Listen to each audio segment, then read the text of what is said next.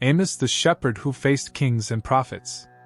Imagine a simple man, a shepherd of sheep and a grower of sycamore trees, challenging the elite of his country, kings, priests, and respected prophets of the time.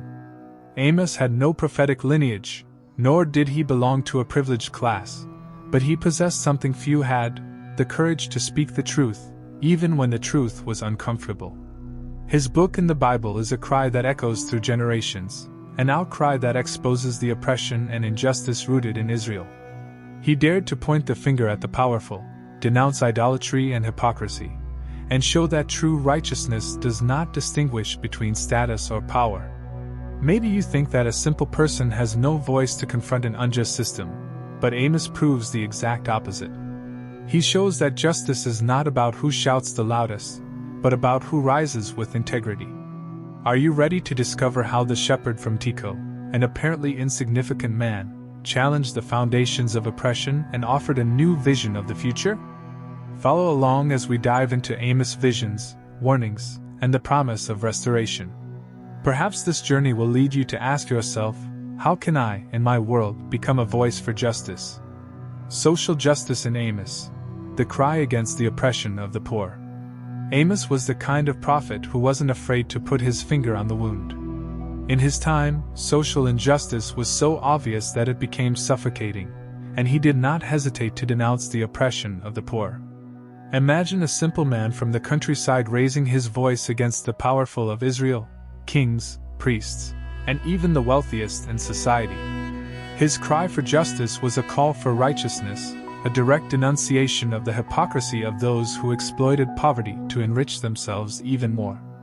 Amos, like a shepherd who knows the basic needs of his flock, saw the plight of the most vulnerable and raised a cry for justice. He spoke without mincing words, pointing out how the wealthy trampled the poor, amassing wealth while people could barely survive. It was the height of idolatry to materialism, and this idolatry blinded people's hearts to the real needs of the oppressed. Have you ever noticed how often our society seems to forget those who have less? Amos reminds us that closing our eyes to the suffering of others is also a form of idolatry. We need to look around and ask ourselves, how are we acting to promote justice and equality? Amos spoke like a friend who knows the pain of injustice. He challenges us to abandon hypocrisy and truly look at the less fortunate with genuine empathy. Oppression isn't something that only happens in great nations or historical moments, but it's also seen in everyday situations where one group privileges its interests at the expense of another. This can happen even in our own social circles.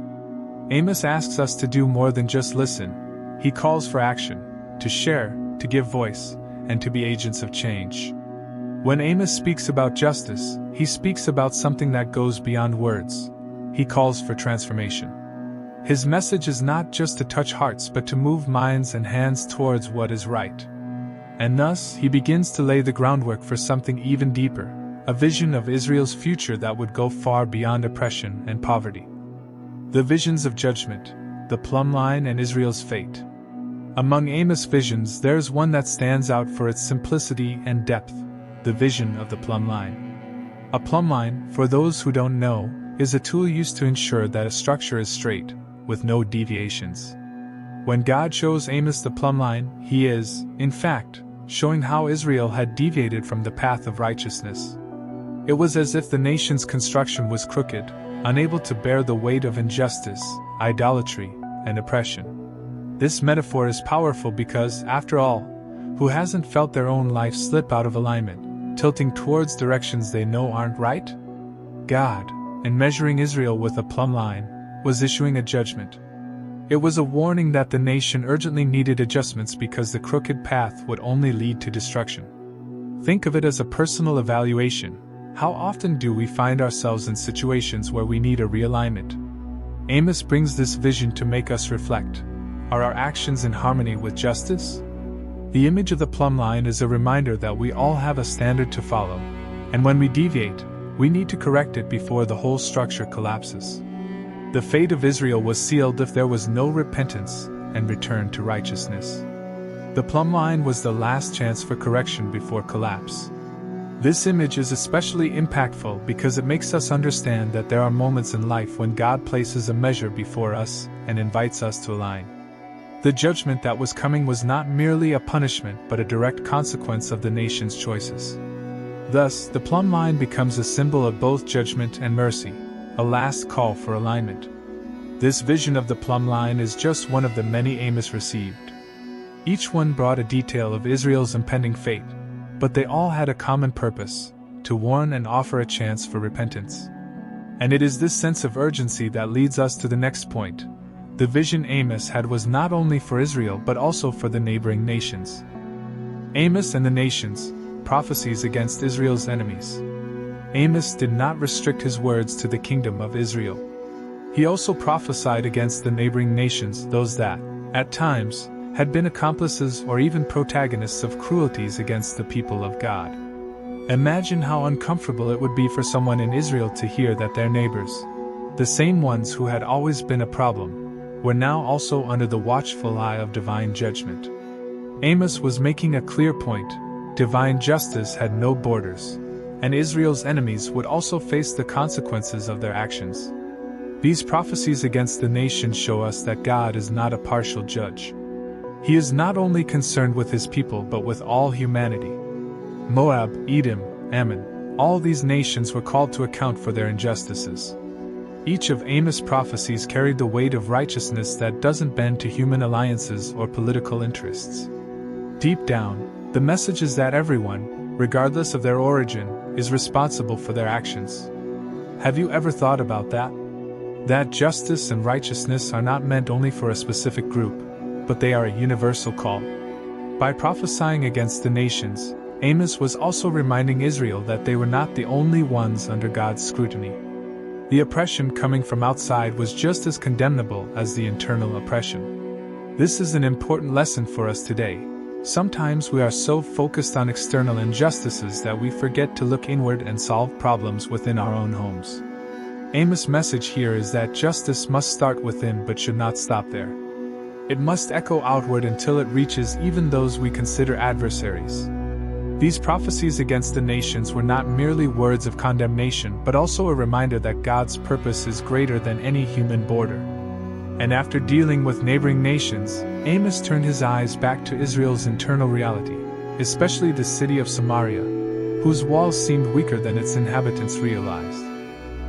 And before we continue, don't forget to subscribe to the channel, turn on notifications, and like the video. The prophecy of Samaria's destruction, the imminent fall of the northern kingdom. Samaria, the capital of the northern kingdom, was a city that appeared secure, but its foundations were disintegrating. Amos prophesied the imminent fall of Samaria, and this was not a vague or symbolic warning. He spoke of real destruction, of a city about to be taken. The image was clear: a kingdom that had strayed so far from justice and righteousness that it no longer had divine protection. Samaria, which had become a center of idolatry and hypocrisy, would see its walls fall because of its own corruption. Amos' message to Samaria was an urgent warning: the days of comfort and security were numbered, and judgment was inevitable.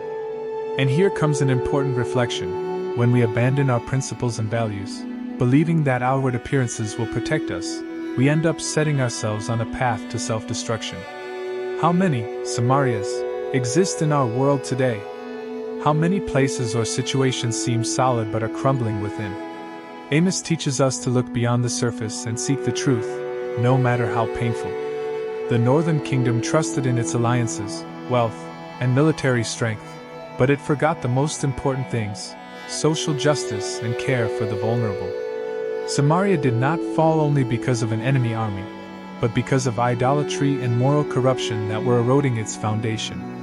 Thus, the prophecy of destruction is a reminder that no external fortress is strong enough if the internal foundation is compromised.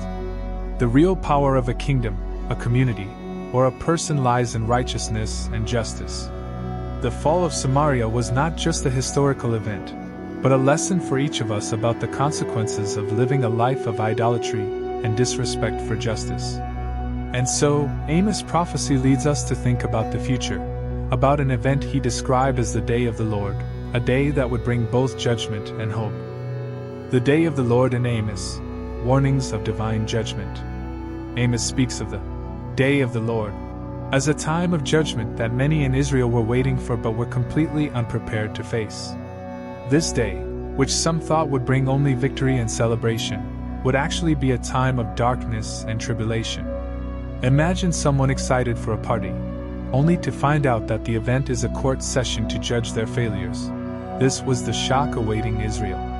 Amos describes this day not as a reward for the hypocritically religious but as a reckoning for all those who strayed from true righteousness.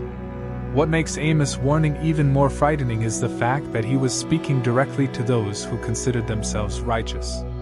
Those who kept up appearances, performed religious rituals, but whose hearts, deep down, practiced idolatry and despised the poor.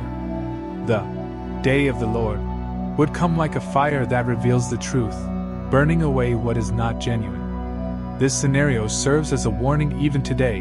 How often are we caught up in rituals and conventions, while our hearts are far from true justice? Amos describes the darkness and pain of the day of the Lord as an inevitable consequence for those who think they can deceive God. Empty festivities, heartless worship services, none of this would save Israel from the judgment to come. This is a crucial point. God is not pleased with religion without action. He desires a genuine commitment to justice, something that transcends words and turns into practice. How can we avoid being like those who await the day of the Lord, without realizing they are, in fact, unprepared for it? Yet, Amos' message is not only about judgment and destruction. Amid the chaos and darkness of this day, there is a call, a hope, a possibility for return. The prophecy does not end in the abyss of judgment but continues with an open door, a chance for repentance, to change course, and find mercy. The call to repentance, the message of returning to God.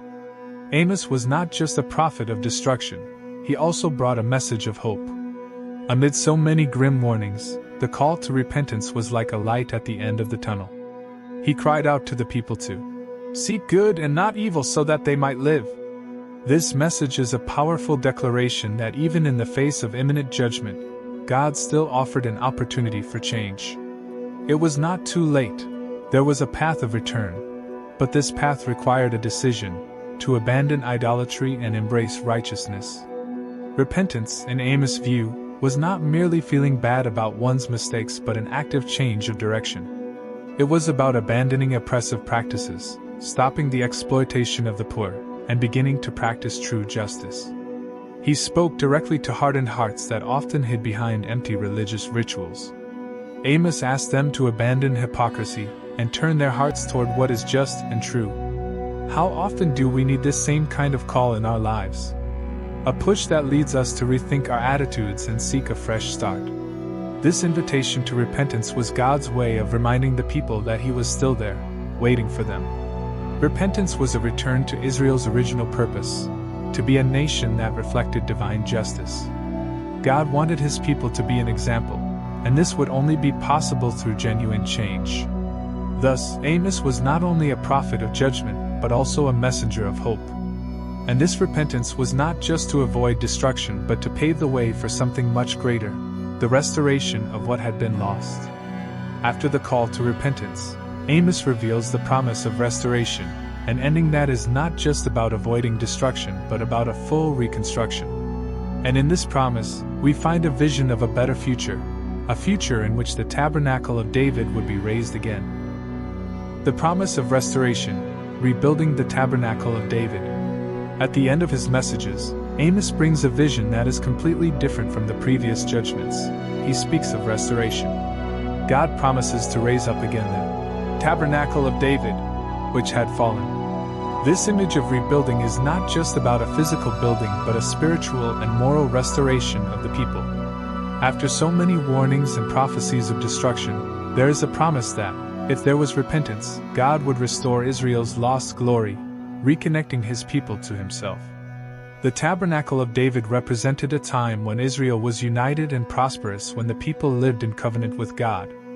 Amos was talking about a new era of righteousness, of social justice, where the divisions caused by idolatry and oppression would be overcome.